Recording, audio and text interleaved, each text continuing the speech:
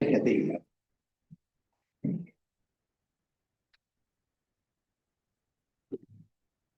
Right, good timing, 6:30. All right, we'll open the meeting. Thank you. Apologies, we have a leave of absence for Councillor David Smith, who's overseas. Also got a running late from Chris Mead. He's injured his back and been in medical treatment, and he's on his way here and should hopefully get here shortly. So that covers that off. Confirmation of council minutes, recommendation of the minutes of the ordinary council meeting held Wednesday, 21st of January 2026 be taken as read and confirmed. Mover Luke, seconder Neville. Does anyone have anything they want to raise in those? No. All those in favour? Against? Carried. Thank you. Mayor's opening remark. There's probably two things, well, one I want to say and one I have to say. First one was that there's been a lot of discussion and discord around the development in Lameroo, the issues in Lameroo. For the most part, it's been respectful and carried out in the right way. But in some quarters, it's been quite the opposite. I think just a reminder to everybody that, we are here acting on behalf of the community and trying to do our best. And whilst we can be disagreed, there shouldn't be really personal vitriol, because it affects everyone. To people as well. It's not just the members, it's their families and their friends, and we're all part of the same community. So I just ask everyone to be respectful of each other and make sure that we conduct ourselves in that way.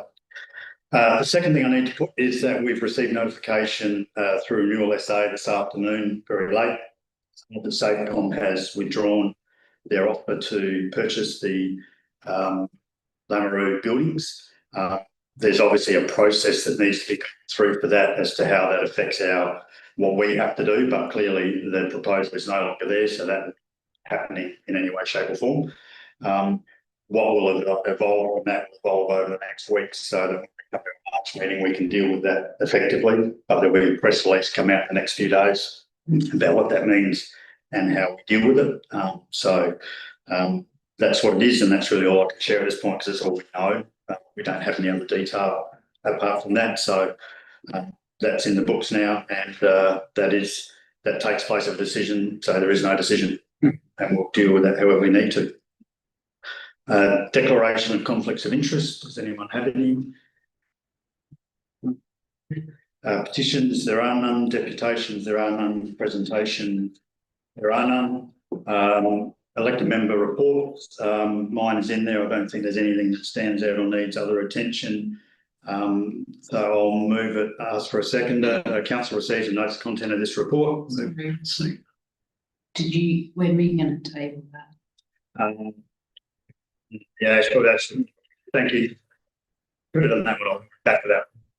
I will table a document that's come from the Ombudsman Department, and that was that she's addressing raising with all sort of local government entities in South Australia, that the way conflict of interest, material conflicts of interest are declared around travel for things like Alga National Conference are things that councils should be aware of and look at.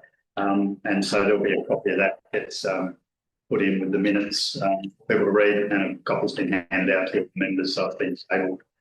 It's just saying we've got to pay particular attention to those provisions. Thanks for that, Sean. I also recommend it be tabled, and the council sees and notes the content of the report. Move for that, please. Second, Trevor, does anyone want to speak to that, ask some questions? No. Sorry. All those in favour? Against? Carried. Thank you. Thanks, Sean. So we go back to 9.1. I don't think there's anything in there, so I'll move the recommendation the council receives and notes the content of this report. Second, and Neville, does anyone want to ask any questions, make any comments? All those in favour? Against? Carried. Thank you. 9.2, elected member reports. Does anyone have any? No. Nope. No. 10, report from committees, there are none. 11.1, draft disability access plan. Being that we've had two more people turn up since I read out the other statement, is it worth rereading that, or I think you guys are rolled up? So we received advice from Safecon Renewable SA that Safecon had withdrawn their offer to purchase the buildings. It's only come in late this afternoon, so how we deal with that from a process point of view will go over the coming days. Administration will put out a press release, and we'll just work out what you need to get rid of that, rescind it, or what happens. So we'll figure that out. That's transpired, so that's the end of that particular piece. So back to 11.1, draft disability access plan. Shiloh. Thanks, Mayor. This reports to provide the feedback from the conversation that we undertook on the draft disability access plan. And during that process, we basically got no feedback apart from the initial feedback we got from the original meeting, and including the plan's name. So I don't know how much of this you want me to read, because there's not much change in the original report. Essentially, I think I can just go straight to the recommendation. Is council receives notes of contents of this report, endorses and adopts the Southern Melbourne District Council Disability Access Plan 2025 to 2029, and authorises the Chief Executive Officer to make any formatting, non-literature, or other changes to the Southern Melbourne District Council Disability Access Plan 2025-29, prior to application being sent to the Department of Human Services. That the council's DAP, put DAP in there because that's what they call it, has been adopted in accordance with the Disability Inclusion Act. Okay, move it. Luke, second, Campbell, do you want to speak to that? Yeah, Neville. Yeah, on page 17, it's got at the top of the page, yes, it says communities of parity and Wilpot, but Wilpot's left off the map there. Can that be put on the map? Page Wilpot? That's not my map, so I can try, but I don't. Oh, yeah. And something here I read wasn't really enthralled with. It said council employs 53 staff members who deliver services and support across the district. Its role extends beyond infrastructure and services delivery. It is recognised for fostering strong community engagement, volunteerism, arts, sports, and innovative farming practices. I'd like to see an innovative farming practice put up, because I don't think council has anything to do with innovative farming practices, do they?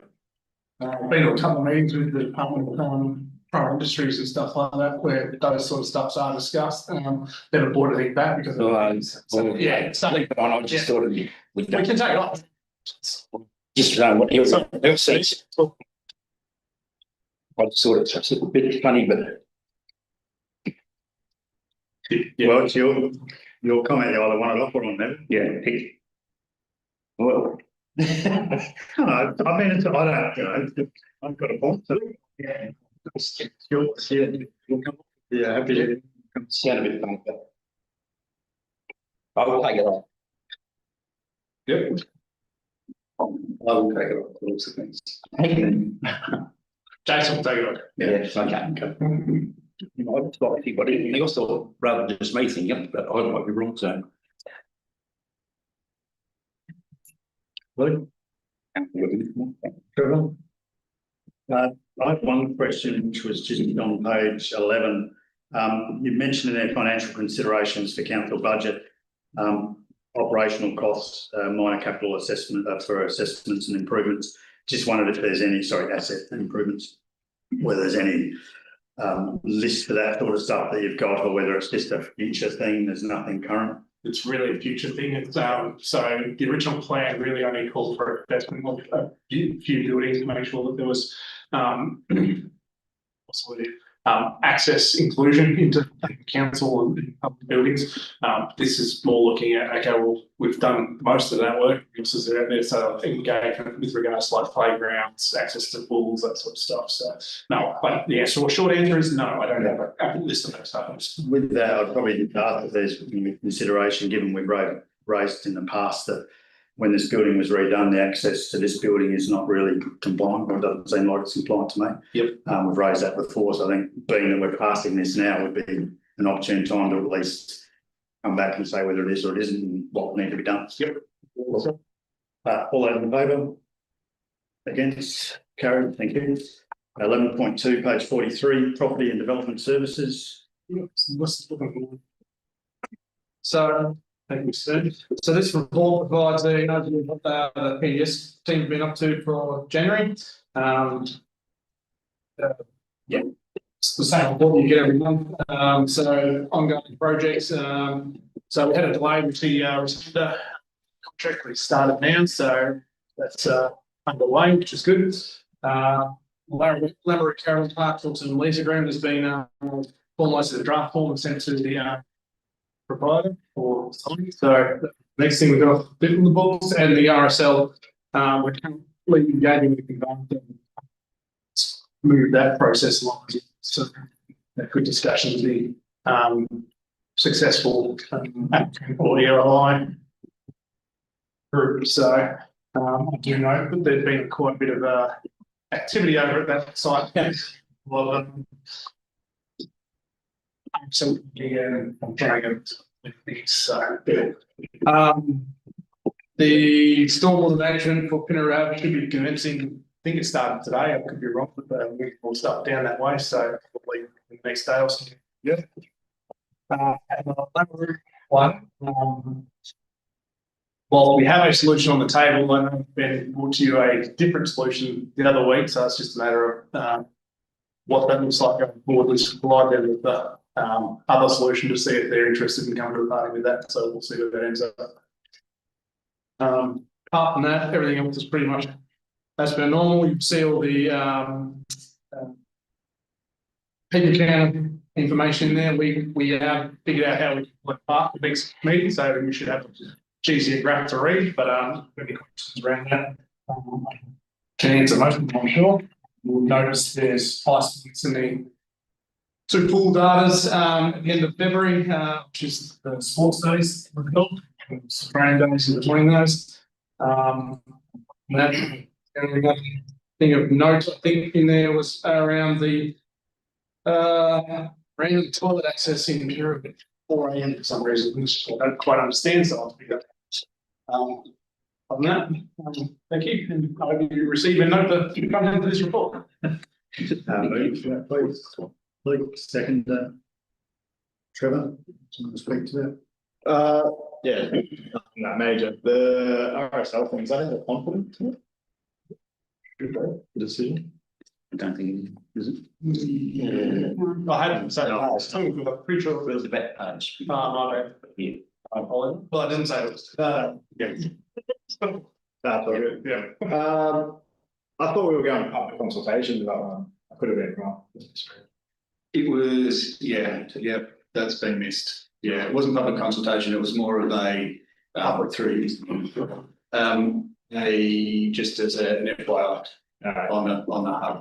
Yeah, just to go, this is what's happening. Just your comment on the toilets there and Pinnery toilets, there's a lot of people going in at 4 AM. That's what I brought up with you. I don't know why it is. The only thing I can think of is shift change for something, but I don't know. You'll notice there's a spike in the wetlands toilets around 5 o'clock too, so I'm sure I'll truck them will get around that. So at times, Just going to the toilet as well. yeah, don't. So Doesn't measure pet cats, does it? no, the sensor picks up objects that give off heat sense. They have to be fairly large size. A Kelpie might register, so. Yeah, I've got a couple. Well, that's been the last couple of meetings, but someone sent me a text the other day about Harvey Street, Lamoury Harvey Street stormwater. The last sentence says, due to consistent rains, this project has not been able to be commenced. Well, I don't know whether this consistent rains has been coming. I reckon you should scrap that off the end because it's been on the last couple of months. So I think the person who sent it to me would be quite happy to see that be removed, I reckon. Oh, with that, no worries. Yeah, that's all. You said you had a couple, you know. No, that's yeah. TV engaged the conveyancer, or are we looking to find? No, we're just waiting for them to engage with one. Now they may use the same one we have that can be done, so we'll wait for them to get back to us. Yeah. Once that happens, I'm sure it'll be a fairly Straightforward process, yeah. I've got a couple as well. Obviously, one of the things in there under animal management is the return of dangerous dog. Yep. So I think, being it's not a report, if this sort of inside of a report, I think I'd like to get a on camera, just brief of what that is, so that I realise that you've been out to the individuals concerned. I think to have a Yeah, no, do you want me to get this one go? Yep. Yeah. So, the tribunal basically pushed the decision back onto council. We could have pushed it further, but it would have cost us a significant amount of money, and there's no guarantee, given the evidence we had, that we would have got a conviction. It's probably a decision in our favour. So The leader was pointing to that,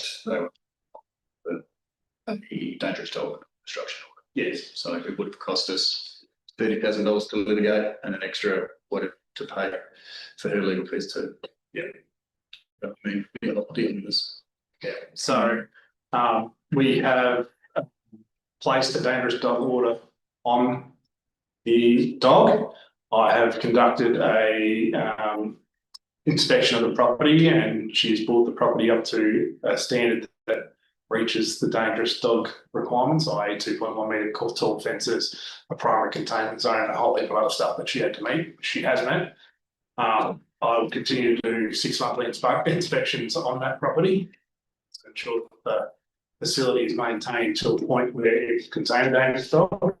She's got a sign out in front of the house now that indicates that there is a on the property, and the dog has to wear a collar, which is a dangerous dog collar at all times. So, and if she's walking, I think it has to wear a mask. It's very much any questions on that, or to be bad, but that's probably a certain point. And I think worth reiterating that for members of the public, if they have any concerns or any incidents, that they report them immediately. Yes. You have trained correctly. I think you've trained extra dog people so that there's more opportunity to respond quickly. Yeah. Yeah, but if anyone has any questions, please give us a call. Talk about. Thank you. I just want to get that on record so people are aware that's happening. I want to raise as well, there's numerous leases and licenses where they're in here for an inordinate amount of time.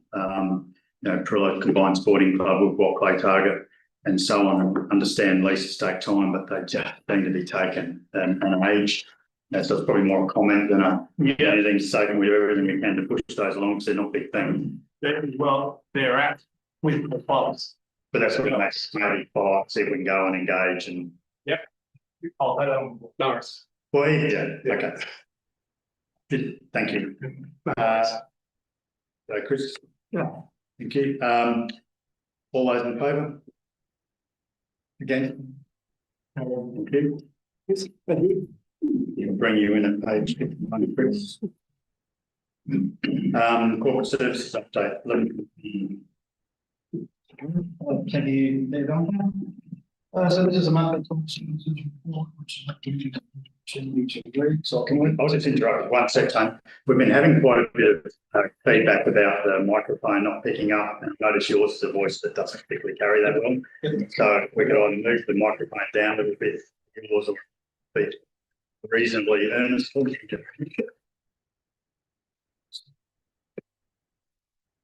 One alternative microphone. Oh, thank you. Thank you. Yeah, so as I was saying, our monthly corporate services report, which hopefully you'll have had opportunity to read, I'll take it as read and just cover off on a few points. So the timing of our annual insurance renewal process has commenced, and several staff have now been issued with questionnaires to complete. This is a lengthy process that we go through every year, so we'll be working through that over the next month before we have a meeting with our account manager in mid-April. Our rates officer recently attended the annual Revenue Professionals of South Australia State Conference. That was a great opportunity to hear from some key government stakeholders, council representatives and industry specialists. Some of the topics regarding external debt collection and sale of land for non-payment rates were of particular interest to our officer with the current work we're doing. Did provide an answer to councillor Pocock's question of last month. Hopefully you've had a chance to read that. Did that provide the answer you were looking for? Yep, thank you. Recruitment for our WHS position closes today, so hopefully we've got some interest in that. And we've still got some maintenance positions out for a little bit longer. Yesterday, we had a visit from Rachel Holland. Rachel's from the Australian Children's Education and Care Quality Authority, or ACEQA, as we know it. Rachel was impressed with our facilities and staff, and will provide a bit more of an update in next month's report. And finally, you would have read this month the council's commenced the 9-week program of external support for a range of activities relating to our WHS system. That's all fully funded by local government risk services through the risk incentive funds that we get. So that's just an update. The recommendation is the council receive and note the report. Thanks. Please, Trevor, second to speak to that. Yeah, for the second question. Just been going over a few of the numbers and everything. Vanessa, since 2017, these costs the council $383,000. And the average had jumped up to $40,000+, up to $63,000. Before 2017, it was an average around $13,000 to $20,000. Why has it jumped up? I can give you a more detailed answer. That'd be nice if I could get the detail. Yes, happy to. Yeah. I've got one if I can. With reference to Trevor's question, accept the answer that's in there and that's validated. But when I went back through these documents, I guess this is around consistency in reporting, because for us, we've got to us. In January 25, there was no statement of financial position. There was just a statement of comprehensive income, which means that figure that showed up, that line's not even there because the page never existed.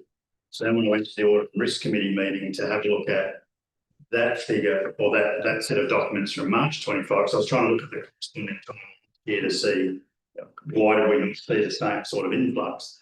And when I went to the Risk and Audit Committee, because that did have further statements in it. However, those statements, which is the balance sheet in this case, has trade and other receivables, but there's no real big difference of 679 24.5 and amended at review 2 for 765. Where this time the question I did at 3 million and last year was 900. So it just seems like previously that big number wasn't put in there as a forecast of the income and then whittled away, whereas now it seems to be in there as a forecast of income, which makes us go, gee whiz, why is that out so much? So it's not something to answer now, it's just something that they look, if you go back through those documents, it seems that it's not always recorded the same way or reported the same way to us, which then highlights to us that it stands out and goes, it's wrong, you've got to answer a question, when in fact it's probably just that it's being reported a different way. So anyway, that was more of a comment question. Consistency is really important for us. That's it. All those open. Yes. Gary, thank you. 11.4, thanks, Tony. 11.4, page 59, capital projects.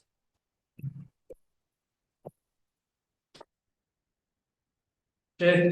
11.4 curb works. When we first budgeted for curb work, we talked about condition rating, and there was 2 curb projects brought through based on the worst condition of our curb network. We priced that based on an index cost of our unit rates by 40%. We were grossly under on our cost estimate. This report explains that we've got some quoting completed.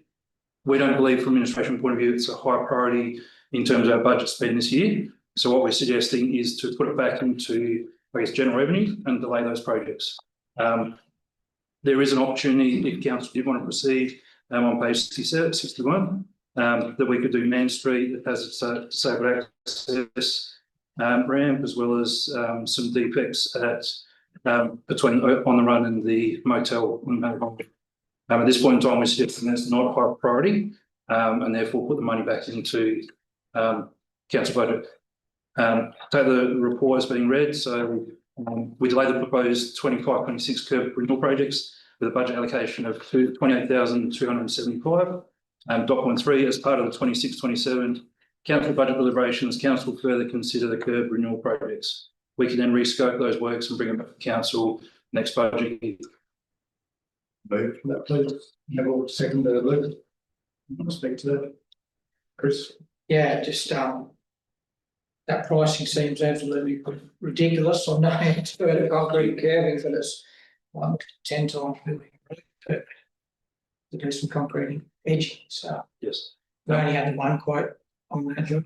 Through the chair, yes, we had a local contractor price it based on a concrete supply, plus I guess the capacity to do it. We priced up a number of different jobs, so that's why it wasn't a standalone. We took away the singularity or the smallness of the job, and you can see there's it's worth their while to come and do those works. However, our pricing was still above and beyond. Yeah. So there was overheads.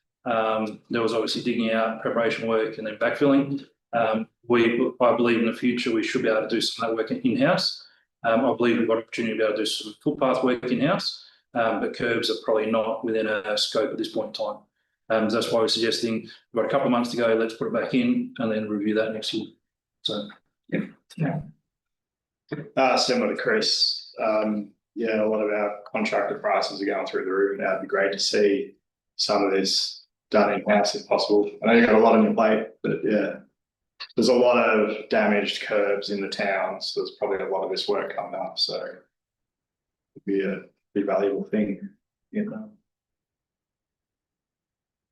Yeah, I think it's a good idea to put it on because there's other options available we can look at in the meanwhile. Yeah, price of a joke, yeah. So the Harvey Street one, so that is our responsibility? no, that's currently through the chair. There was a proposal when they did those works. It was there was technical information brought back and assessed as part of the development application. Infrastructure believes that it's not the most appropriate solution for that road network. You can see that the water is sitting in there. It's not getting away. The driveways are too high, etc. But that's what was approved during the development application and is there on site now. The property owner has suggested they will basically backfill those verge areas. I personally don't believe that's going to solve the issue. The proposal here is to, I guess, look at curb construction, which will take a lot of those issues away. And again, if that's where council decides, we have gone to the property owner and said, here is a price from a local contractor, you can engage them yourself, or we can put a proposal to council in the future and say they're willing to contribute all or none or part of it, and then council can decide on that. But I guess that's why I was put into this quote is to say dollar for dollar, yeah, it's $1,000 a metre. That's a lot more than what we allowed for 195, so $200 a metre. So we're 5 times more expensive than what our price estimate. So it's not just curb maintenance, small stuff. It's if they do price up a big project like Harvey Street, we can then use it. So again, that 140 grand is very similar to what we would need for Pettick Road, Pettick Street in Pinnerra. So that's a reason why it's now it's more of a comparison. So and again, we will bring that back to council in regards to if they wish to contribute and go from there. And again, that's a long-term solution for 100 years, bringing up to urban standards. Whereas at the moment, in my opinion, it's not quite reaching those service levels we need to. I think for me, I just reiterate what others and what we said in the earlier workshop, that we just need to look at every opportunity to find other ways of doing things that are getting beyond us to be able to afford. Not that we don't want the curbs there, but got to make sure we're getting in this cost efficient way of putting in. All those in favour? Yes, very, thank you. 7.5 capital project, page 62. Thank you, Mr. Chair. Last meeting we talked about in a project update, in a capital project update, that we uncovered some issues with our draining board. This is a formal report to council requesting that we reallocate some funds across to finish that project off. As you can appreciate, we went out on site, we upgraded the electricity meters, we upgraded electricity supply, we pulled the old bore out, found there was issues with the bore casing, for a better word, the outside of the bore. We did manage to get the old pump out. we didn't decide to put the new pump down just in case it jammed, we could never get it out. So the bore is operational at the moment for its purpose of providing irrigation to Geranium Sports Centre or Oval. Should say Bowl Club, not Sports Oval. So it is operational. It's not meeting our construction water needs. We can't modify that bore. We have to drill a new one. This pricing here is to drill a new bore and put the new infrastructure, the pump, etc., into a new bore. We take the report as noted and being read. Council delays the proposed 25-26 Prilla bore pump replacement project and reallocate the allocation of $30,000 to the Geranium bore project to enable drilling a new bore case or new borehole. Council consider the Prilla bore pump replacement project as part of the 26-27 budget deliberations. Please. Luke, second, Chris, speak to that. No, discuss that, and we need the water down there in order to do the next sort of works projects. So Barilla Township and their sports clubs aren't going to be detrimentally affected by that delay, or? Currently, the Prilla bore, sorry to the chair, currently the Prilla bore does operate reasonably effectively. We understand that there's an issue with the bore, there's a hole in the bore potentially. So it is, I guess, probably not working as effectively as what it needs to. This project is to say, let's get Geranium done because there may be some additional expense for Prilla. We can also price it at the same time. So we've got a shovel-ready project for next year's budget. But I think at this point in time, Prilla may be a little bit more costly than that $30,000. So, but in terms of water allocation to Prilla sports area, we don't believe there's an issue with that currently operation-wise. So, but we do need to replace, we do need to pull it and have a look at it. The budget is in there, pull it, have a look at it and replace the pump while the infrastructure is there. So, and until you pull it, you don't really know the issues and stuff we have with it. So. Yeah. Just a question. At the last meeting, Councillor Pope said that there's other drillers around that can do it for a bit less price. Is there anything followed up with that? Because when you let Pella up a chair, when you heard the price list, but is there other ones around Tipper spoke about it that can do it 10 times less? Is that feasible or isn't it? Or through the chair, we did consider 3 companies when we priced this job or when we looked at it. The local person was unable to go to the size we needed. We got 2 competitive pricing and it's around that dollar amount. So this report is allocating, I guess, the budget for us. Then we'll go through our procurement process to formalise those. yeah. We can then talk to the local supplier and see if they can do it. So Yeah. No, that's all right. Just highlights that there's no money in the budget for bores and stuff like that. Like there has been for 30 years, there's never been any money in any of the budgets, so. Yeah, do it. Sure. You know, that's my question. Cool. All those in Yeah, favour? sorry. If we're not spending that 30 grand or whatever on the curbs, would that be easy to round allocate to that? Because if we've got the crew there already, instead of sending them off, coming back, get both these done while the crew's in the area?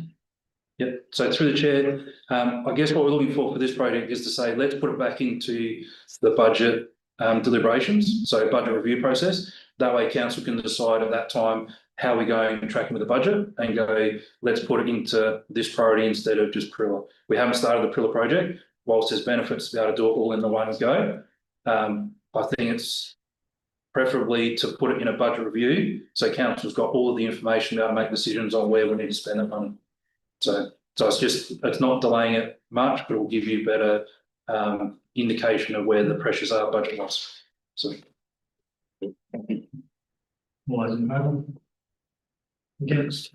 11.6 infrastructure services, page 65. Thank you through the chair. This is a normal monthly infrastructure services update. I did omit one item in this. There was a resolution on the books to look at the road access off of Ridgeway up at Malpata. We've still got some work to do with that one, so I'll bring that back to the next meeting. So I apologise on behalf of the delay line.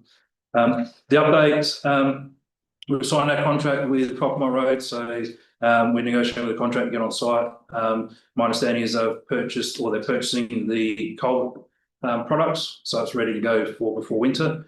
I'll give more of an update as soon as we have a specific date for that one, but that's good news. Target Well, we're liaising with consultants to look at, I guess, a detailed investigation of why we have road failures there. That will give us an indication of how much money we'll spend, what we're going to do for it, and give us a budget prediction for that. So there's some delays there. In the meantime, the crew is maintaining the potholes as best as possible.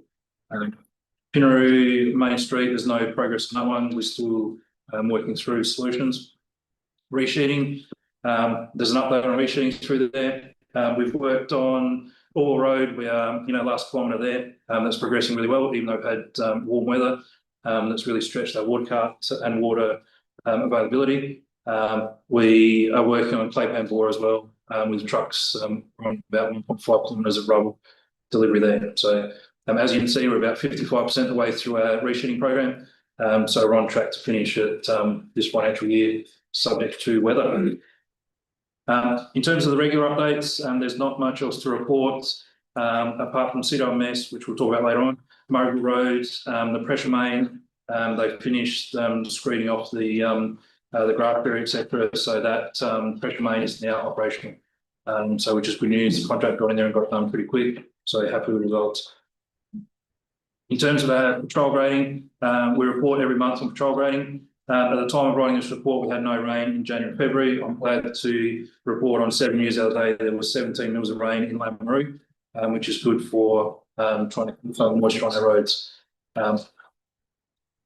Road maintenance, we've only done one road maintenance job, which was Dagan Road, a small rubble patch there that was done into the end of January. So the report has been read and noted. Move to it, please. Luke, second to Neville. Yeah, I had just considered rang me about Village Road. Thought the condition of it was not so good and thought the road was quite good. But and spend $400,000, I thought it could go somewhere else.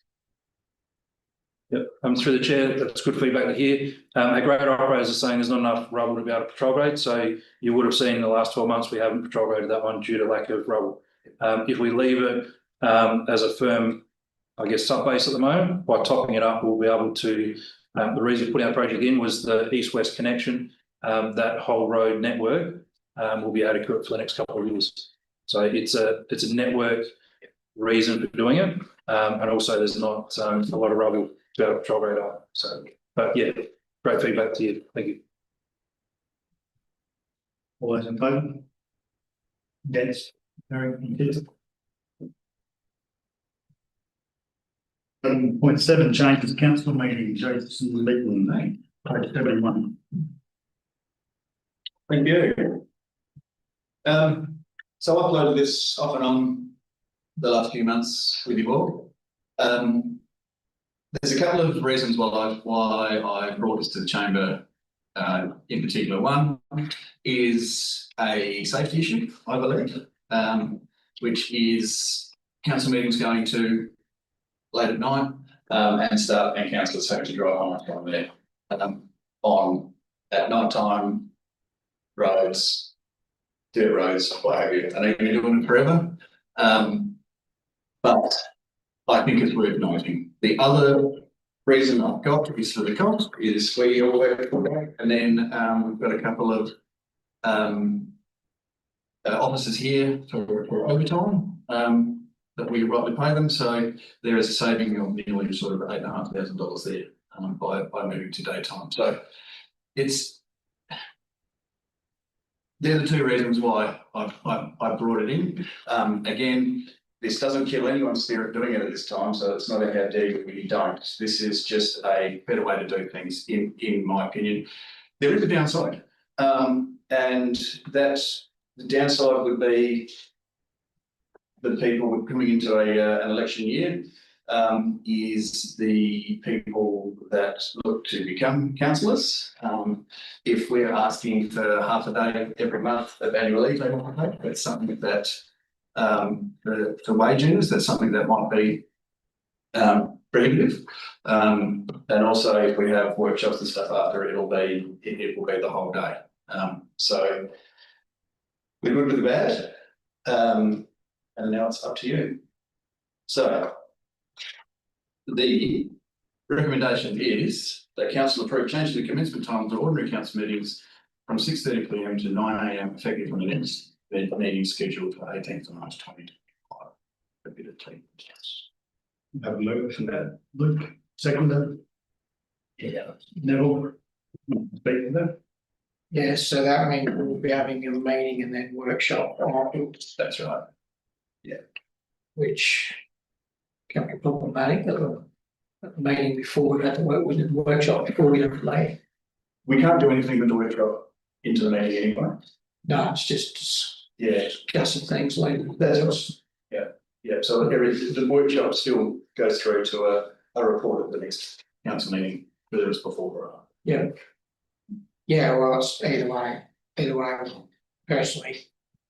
It doesn't change, I'm still taking half a day off or the full day on. Yeah, That's right, well, that's what we do ask you to take time off work. Yeah. This way, if we can get really organised, and I reckon you can. We don't need 12 workshops, so we can have better workshops.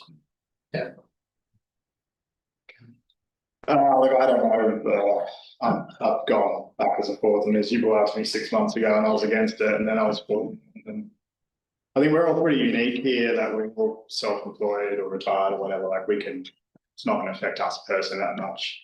The thought of having it at 9 AM is kind of, it's feeling, things are fresh, like to make fresh decisions.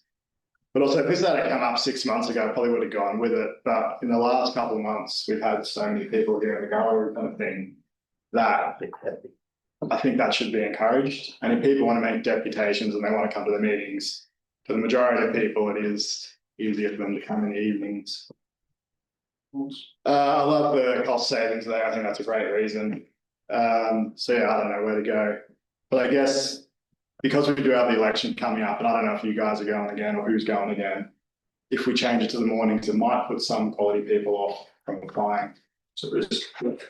So I think for the remainder of this term, I would leave them at 6:30. But if we had a similar demographic to we have now, and the gallery participation went down to a lot again, 9 AM would probably be a great idea. So yeah, so I'm against it for now, but I'm open to changing.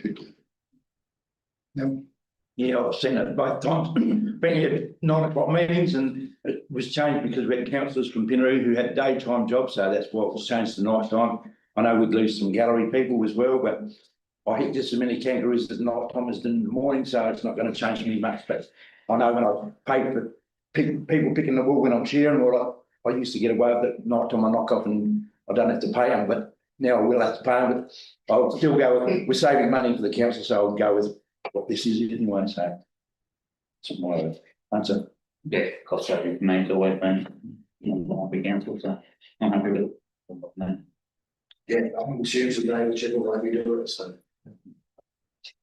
I think it's, me personally, I don't think there's a right answer. And that is, I know with childcare, if kids are at school or in childcare, then the only time that person really has is during the day when they are being looked after. So in the evening, more problematic. Hopefully, they've got a partner that can do it. So accessibility to counsellors is whichever scenario, it's really quite difficult. And obviously, there are a number of councils. I'd ask the question: did we reach out to any of these councils to get their feedback on how it's going for them and what issues they may or may not? Because obviously you've noted they've got dates and meetings in sort of rural councils. No, I just went through the times. We're not the first to make the first, that's all. I think it would be interesting to get that feedback from people who are doing it, just to see, if there's any intelligence to come from there about, for instance, they might be planning on changing it back because they found it a problematic thing because of something we haven't necessarily thought of. I think Campbell's position is not too bad to say, well, put it on the agenda, but maybe not make it right now because it seems an inopportune time to do it leading up to the end of term. Right, in that case, yeah, I think it's just for and against, so all those in favour? Against? Even Stevens. That means it doesn't pass. Yeah. Yeah, Busy. Thought it might be a good time, this be a trial, a 6 months trial, wasn't it?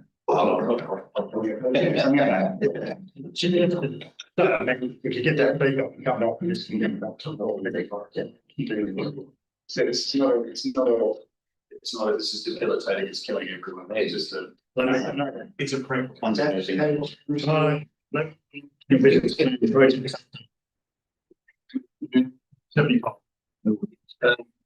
So this is a normal in a business plan project update, so we've been filled in, I'll take them as read.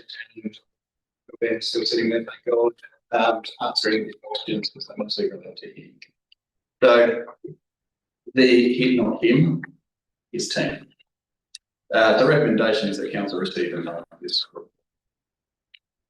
Brother, second that Chris, do I want to speak to any of these projects?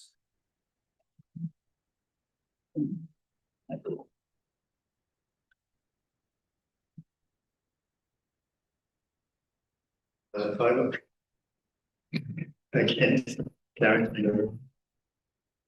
11.9 resolution status report. You can't run this one off page 102. It's a new. It is. You could put it.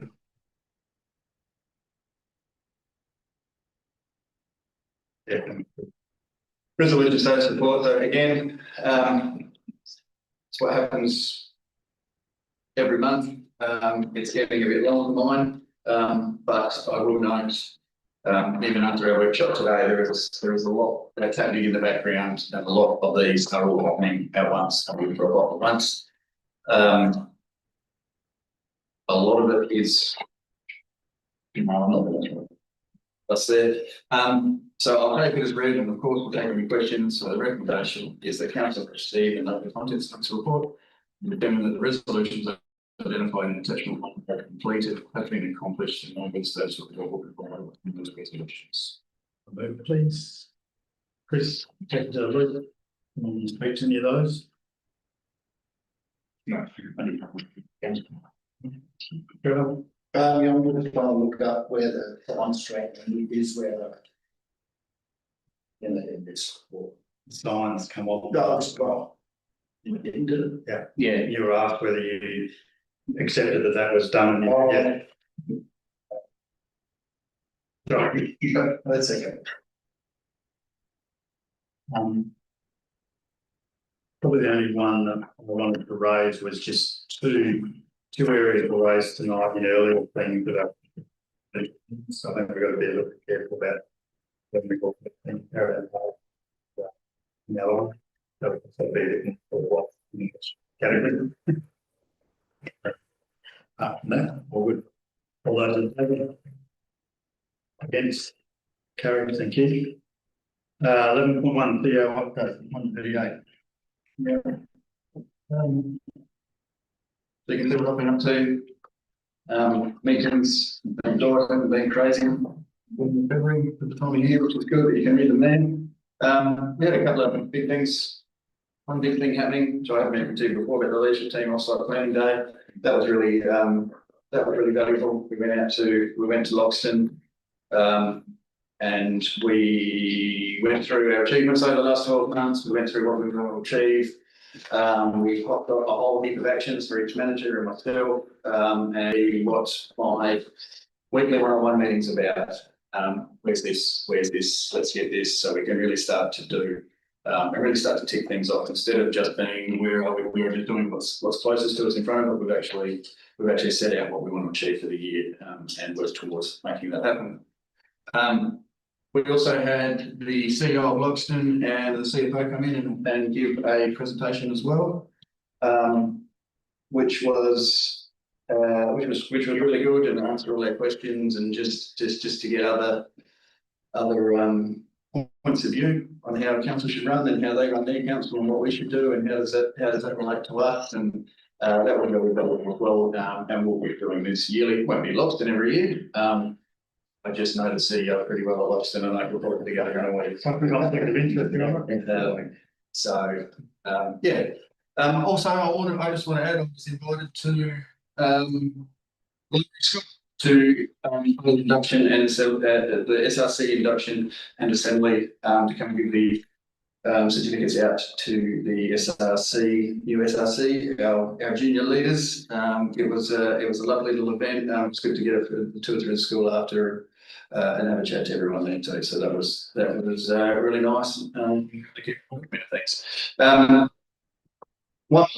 11 Labaroo coming up, celebrating the SA Egg of the Year Awards for 2025.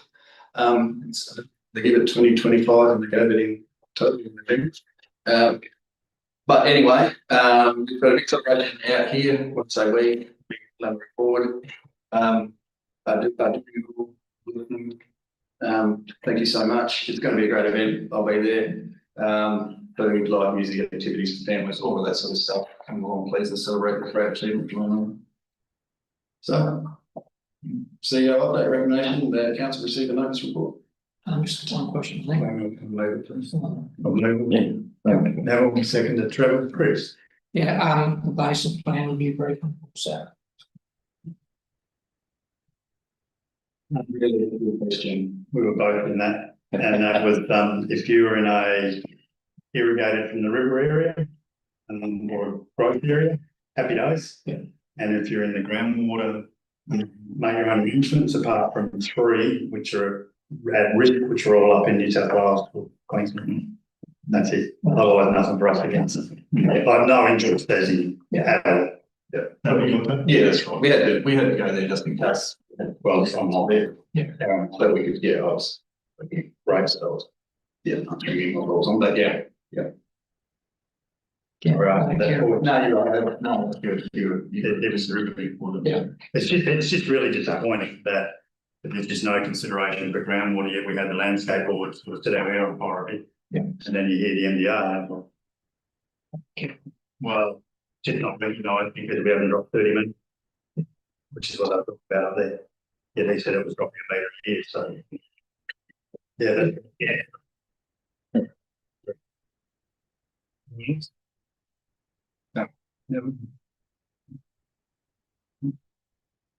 It's not really a question, but it's a comment since the language go with my memory.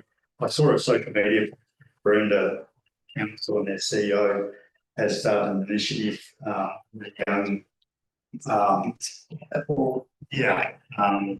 junior and whatnot. I thought that was really good thing, membership or involvement in local government specifically. And I thought that was something worth mentioning to see if we can building a relationship with the schools. I think as long overdue, it's going to be good to expand on that where we can. All those in favour? Again? Well, questions on notice 12.1 community wastewater. Yes, thank you, Mayor Valentine. I've been tasked with helping with the answer here. So yeah, again, thank you for your question regarding the reconciliation of SWIM's income and expenditure. In the answer and through here, so we've got a table and a graph that do provide a high-level summary report of the SWIM's income and expenditure dating back to 2002. So it goes back quite a while. I know there's going to be a lot to digest here, so quite happy to receive any follow-up queries or questions through to Jason and myself afterwards. The reason why we didn't get this, can we get a copy of it? Of course. Yeah, it's all in the minutes. Yeah. Oh, it'll be in a minute. Yeah. This is The reason why we didn't get that report. Just because it was a question, came through as a question. It's a question for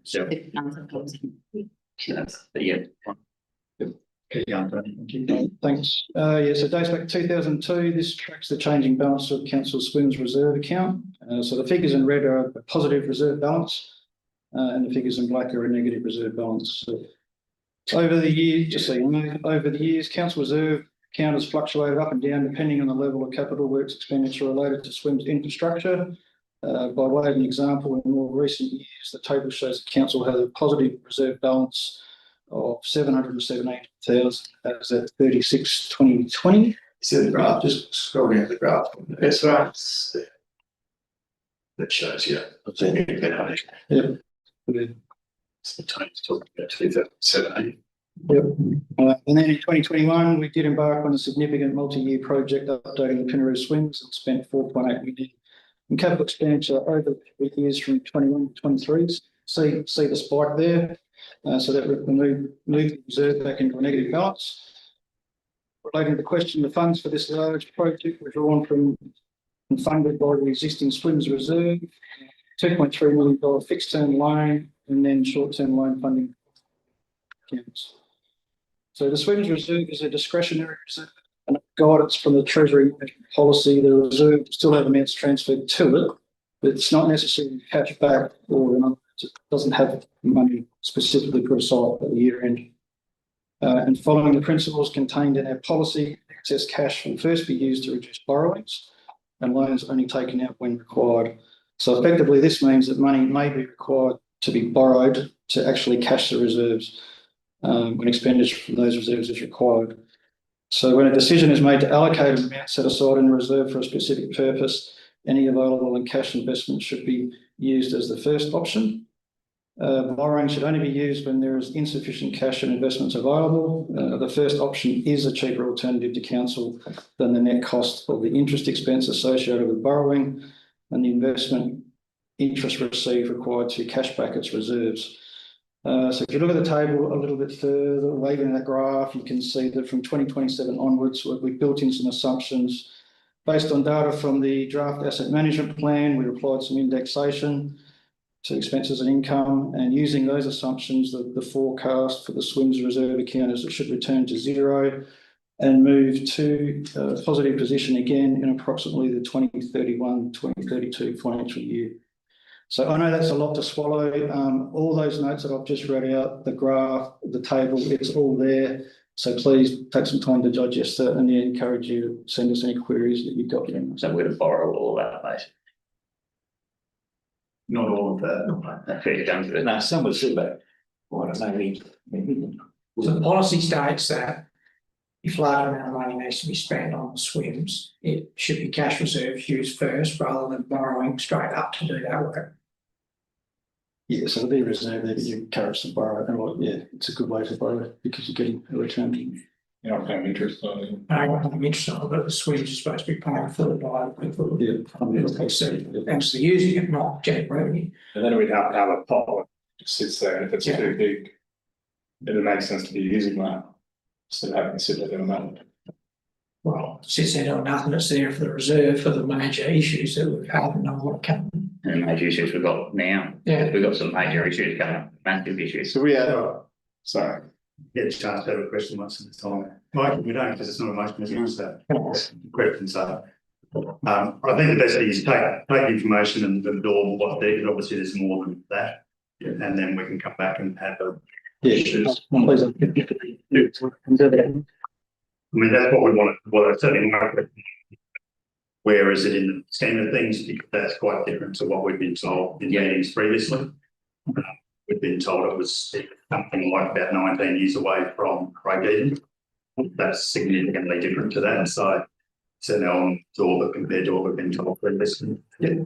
To see where that lies. Good note is how come it jumped in 2020 to 2024? It jumped up $3 million in reserves, like. No, but that's the borrowing. That's the borrowing. So you're accumulating that money and then you're spending. I know that it's stupid, but the red's good. Yeah. Thank you. Really, 12.2, questions on notice. That one, Charles. Thank you, Mayor. So the question proceed was, who's the representative of the council's Murray Mallee Bushfire Management Committee, and can a representative provide a report? So the representative is me. I attend 3 meetings a year. They're in May, August-ish, and then right before the start of the season, so we get season dates. depending when the meeting's held, depends on what we actually discuss. I wasn't exactly sure with regards to this report, so some of the stuff that we do discuss is around what the due burn program looks like. That is planned out about 10 years in advance, so that they don't usually change it a lot. So there's not a great deal of input that we have with that. They just tell us what's going to happen. I will note that they've done about 6,000 hectares across the region in the last, I think it's 10 years. 10 years. Yeah. Which is 600 acres a year. Yeah. But Yep. So, and that's all across region. That's not just down Narrabeen, it's across Billy Ash, etc.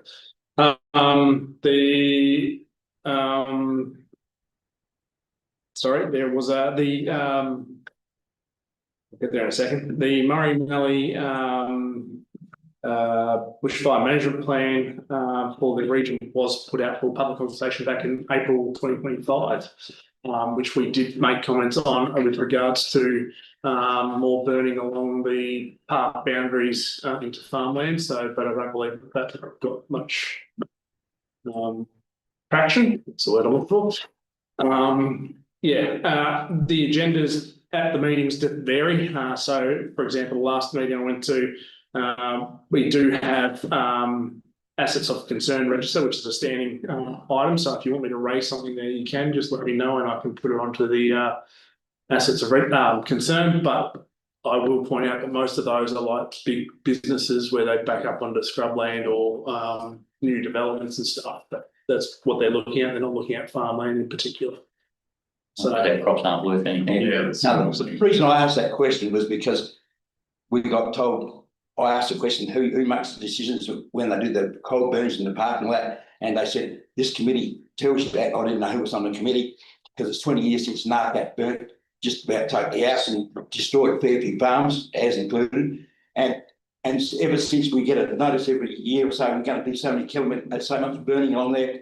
And we've got a tracker in our house, we can track every movement of every chopper, every plane and everything. And we work out, they say you're going to do 600 acres and then we're lucky if they do 6 acres. And it comes back, oh, they've done these 600 acres and they haven't, they've only done 6 at all. They've taken photos of everything that's happened out there and there's bugger all happening. And within the next couple of years, there's going to be a hell of a big fire out there or out this other way. And we'd be totally buggered and we rely on us farmers to get our farms burnt out so they can protect. They want to burn back 1 acre to save $1 million out there. And it's really peeved me off how they run their whole show. And it's pretty damn bad when you live out there all the time and that's how you're treated. So they just rely on us farmers to get burnt out to save their damn park. So that's why I brought it up. And I just think we've got to start saying why we're not happy with what's happening at the present time. It's going to happen one of these days, this whole district is going to be better. And last time it happened, there's 2 farmers saved the whole district, about 20 kilometres one night, and they stopped the fire getting into Sherlock and never all that, and the highway tunnel was shut off that time because they thought it was going to get out. It wasn't for those 2 farmers doing that farm, that would have buggered the whole country up. So, and that's why I'm worried about it because it's going to happen sooner or later. 20 years ago, so I'm happy to take any concerns. If you want to give me deputations and stuff to take the meeting, I can do that, that's fine. I will say that the National Parks and Wildlife Services very much control where they're burning and how they're burning and when they're going to burn it. We don't get too much input in that. We get notified that it's going to happen, but we get access to the Pobble burns, which is a private burn. So one of the ones I've been advocating for a little while is the Paraquet township, the area around the back of that burned. It has been on the register, they just haven't had the funding to do it, so it is slowly creeping its way up.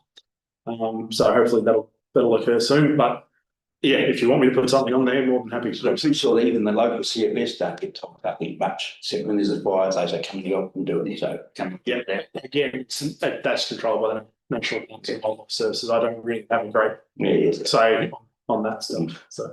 Can I back it up? I know it's your thing, but I want to, there was a motion put through council for the administration sent a letter to the department, which they did, and the response come back, basically, thanks very much, see you later, which is what they were referring to. So I wonder if there's an opportunity for us to invite, if it's parks that do it, invite parks to come to a meeting speak to rather than a ministerial letter that just says go make another arrangement. To perhaps have someone operationally to come and talk to us about what was in our original letter. I would suggest that Beck also, or Jared. Well, it would be absolutely for you guys, you can organise it, so it's time to either whether it's a workshop type of meeting, probably the meeting of the thing.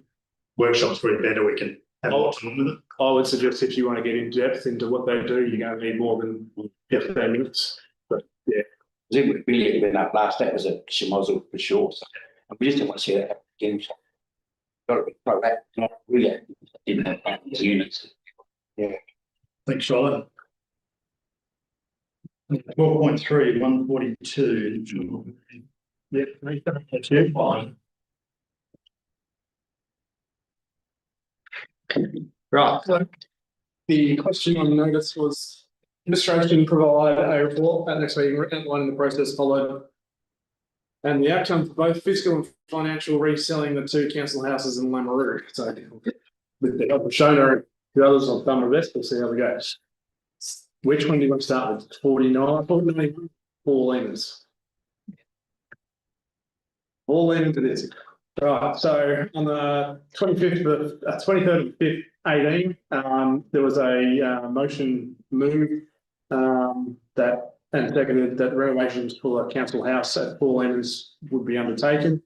There's some information in there, but I'll leave that for you to read in the other next part. On the 21st of the 10th, 2020, council was presented with a report on the existing council housing, so Hensley Street, Lehmans, Railway Terrace South, and was presented with 6 options to manage this executive housing. The council decision was seconded and moved, and it was that they note the report and endorse option 5, which was immediate sale of one of the Lameroo dwellings and a minimal upgrade of the remaining 2 dwellings.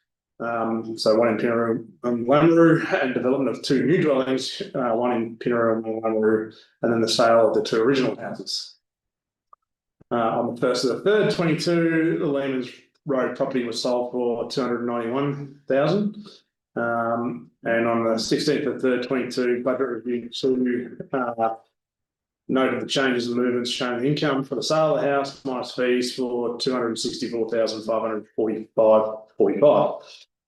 Then on the 16th of the 3rd, 22, council was presented with a tender evaluation to build 2 executive houses, which they noted and supports the commencement of a second tender process using a more personal selected tender approach.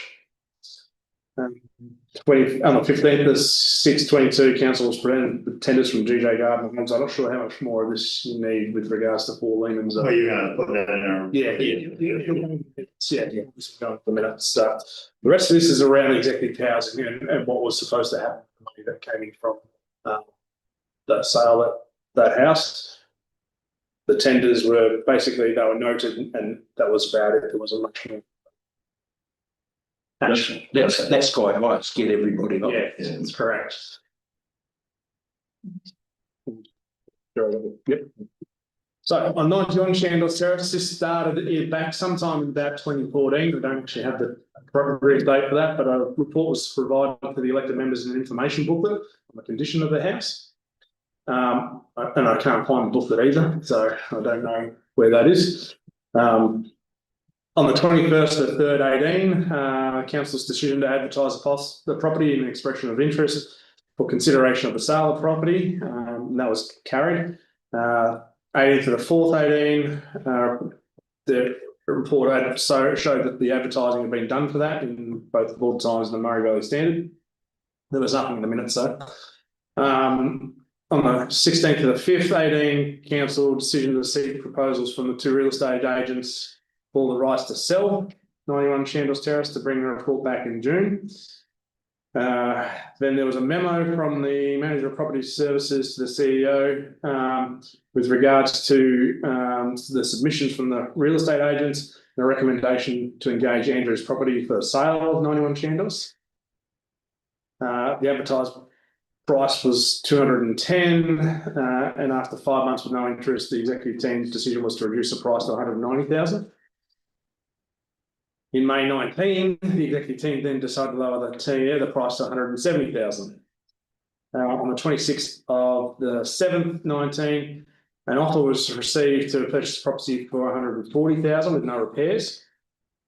On the 29th of the 7th, 19, the CEO was on leave and was contacted. He stated he was happy to accept an offer of 150,000. The memo from the property services, manager of property services to the acting CEO with the recommendation to counter the offer for 150,000 or counter the offer for 150,000 as any lower amount would require a vote by elected members. And the recommendation was approved by the mayor and the CEO at the time. Contract signed for 135,000 by the CEO in 2019 on the 11th of, and the sale was completed on the 24th of the 10th. The money, I believe, went straight into general revenue. That's all I have. Very much. Thank you. Yeah, look, it's just information we needed to know about building more health. Really to understand the historical context of what happened to the ones that we had. Also answered a few questions. Appreciate that. So that'll come out as well in the minutes when. Yes. Thank you. 13. 143, motions 13.1. In essence, as this motion says, my name on it because it was part of the Section 1 Financial Sustainability Committee. Brett, it says that as part of that process, we had said and nominated that there would be 4 councillors on it, consisting of the mayor, the deputy mayor, and 2 nominated councillors, or councillors who nominated. However, when the motion was finalised, it didn't have the first 2, and upon watching, which I apologise to Jonas, had to watch an hour and a half of something, a meeting to find out what it actually said. And so this is to tidy it up and put, it's not specifically about Chris and I, it's about future mayor and deputy mayor need to be on the committee. So I'll take it as read. Council appointed the mayor and deputy mayor to the Financial Sustainability Committee. I'll move it. Do I have a seconder? Luke, anyone speak to that? Yeah, I don't think we should be out of this committee. I've said this viewpoint before. I think it's going to amount to elected members interfering in operational matters. So yeah, I don't think it's a good idea. But the motion here is just about whether they just have these 2 members on there or not. No, that's reiterating. No. No, you just feel like let's put the mayor and deputy in, that's what you done, so just passed it. Yeah, if we don't poke our nose in, it just gets spent in stupid ways sometimes, so, yeah. All those in favour? Against? Carry. Thank you. Questions without notice? No, Yeah.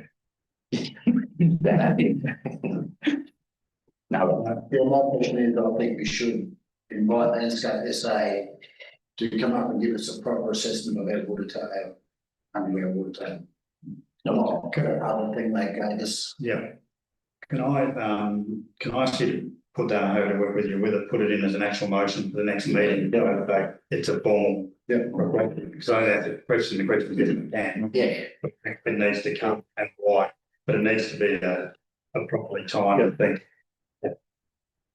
Happy with that? Yeah. I don't have any motion for that notice. Well, should we do that now as a motion for that notice? At least to get something. Yeah, yes. Yeah. We don't waste the money. Yeah. Sorry, Shane, can we do a motion for that notice? Yeah, she's got this. Can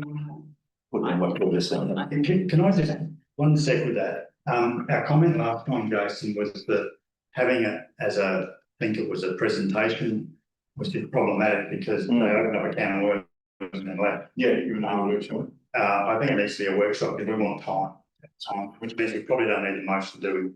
No. Sorry. So, but we need them here, like I said. Back actual status. Yeah. And if we could have the guy actually knew what he was talking about and would be helpful. Just to go with a lot of assumptions of time. Well, they scared that, And then left. yeah, Got the box. Starting to do the water, put in the policy. Yeah, that's right. that would be good. Sorry, I didn't mean to change that, but I don't make any sense. Yeah, okay. No motions in, confidential items, we don't have any, there's meeting closed at 7:45. Thank you very much. Sit on the list.